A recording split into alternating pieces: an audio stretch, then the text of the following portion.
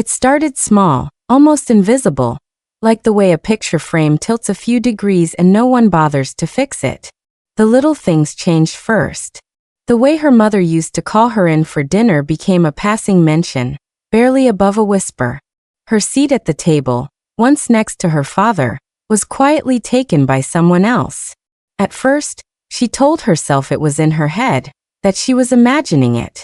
Families went through phases, didn't they? People grew distant sometimes. But then came the silences, slow, heavy pauses in conversations where her name should have been. Family plans were made without her. Group messages went silent on her end. And one day, the hallway wall looked a bit different. She paused in front of the familiar gallery of memories, trying to find her place in them, and realized one was missing. Her favorite photo, the one from her 13th birthday where everyone had been smiling, was gone. No explanation, no replacement. The wall had a perfect blank space, as if a mistake had been corrected. A faint line of dust outlined where the frame had hung. That was when she began to understand. She hadn't done anything wrong. She hadn't fought, hadn't left, hadn't changed. But something inside that house had shifted, slowly, deliberately, and she was no longer part of its center. She was becoming background noise, fading like wallpaper, and no one seemed to notice, or care. Days folded into each other, gray and forgettable. She moved through the house like a shadow, unseen and unacknowledged, her presence as weightless as dust in sunlight. The laughter that once echoed from the kitchen no longer paused when she entered.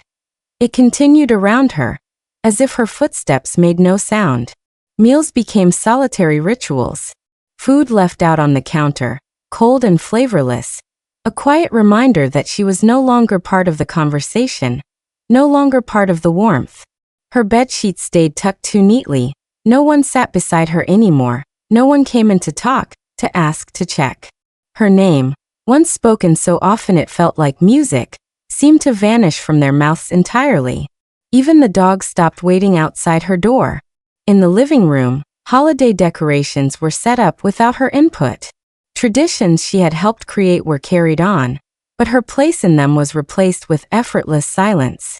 Her school achievements went unnoticed. Her birthday passed like any other Tuesday. She tried once, just once, to ask what was wrong, but the look she received was blank, not angry, not sad, just indifferent.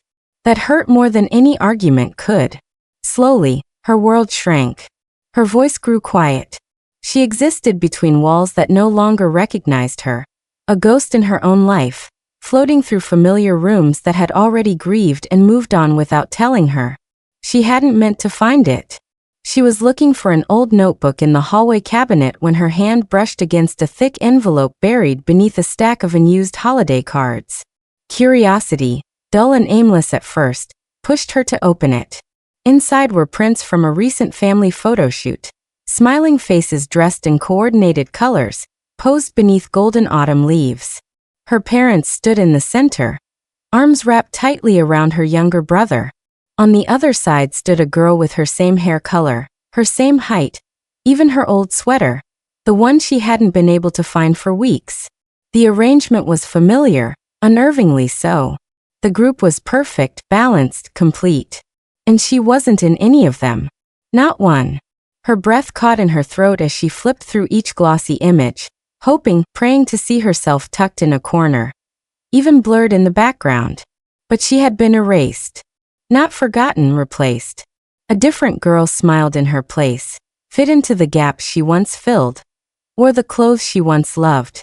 It wasn't a mistake. This was deliberate, precise, as if someone had taken careful steps to remove her from the narrative of their lives. Her hands trembled as she placed the photos back into the envelope, not wanting to damage them. Not out of care, but out of finality. This was the moment. The quiet betrayal became undeniable. They had moved on, chosen someone else, rewritten the story as if she had never existed. The picture-perfect lie was complete. She didn't scream. She didn't confront. The storm that had been building inside her found no release in noise, only in silence. That night, she packed with methodical precision. No tears, no hesitation. Just the essentials. A few clothes, her journal, the small amount of money she'd been saving in an old tea tin, and the drive to disappear. Not in defeat, but in defiance. She left just before dawn, when the house was still asleep and the world outside was cloaked in blue shadow. No note. No courrier. Just absence. She found a tiny room to rent in a city that didn't know her name, where she was no one, and that anonymity felt like armor. She worked quietly, taking long shifts at a corner bookstore, then tutoring at night, slowly piecing herself back together through motion and solitude. She studied relentlessly, enrolled in courses no one thought she'd ever afford, learned skills she once believed were beyond her reach. Each small victory felt like a rebellion. She stopped checking their social media, stopped wondering if they noticed she was gone. In truth, she hoped they didn't. The less they thought of her, the more complete her detachment became.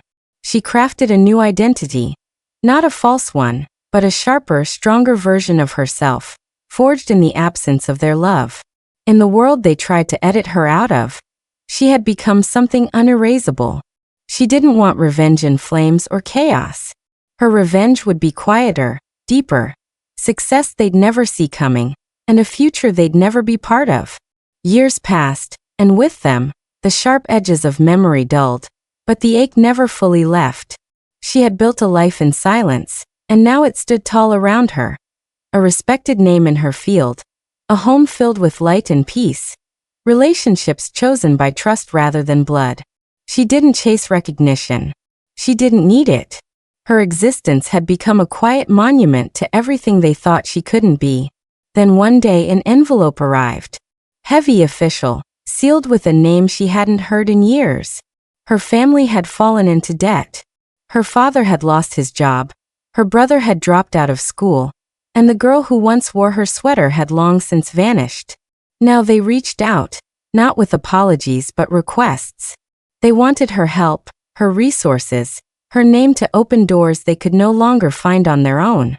She read the letter once, then again, letting each word settle like ash. There was no rage left in her, only clarity. She didn't respond. Instead, she locked the letter away. Another relic in the museum of who she used to be. Her silence spoke louder than any reply.